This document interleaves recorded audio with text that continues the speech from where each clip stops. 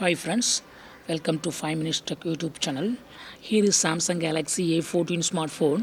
In this video you will learn how you can set volume keys to take pictures in your phone Samsung Galaxy A14. First, open camera in your phone and go to the settings icon of camera here and go to shooting methods and click on press volume keys 2.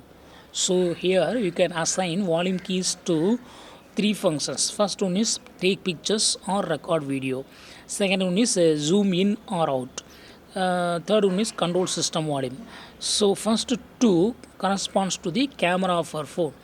As of now, zoom in or out is available. Okay, just select first one and it will act take picture or record video. So now go to the camera and to take picture, if it is in photo mode, then if you press volume up key it will take a picture.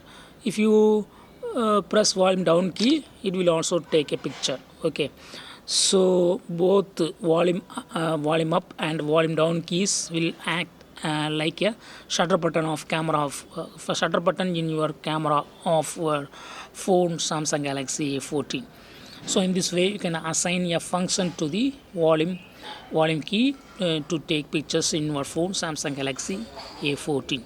That's all friends. Thanks for watching. Bye.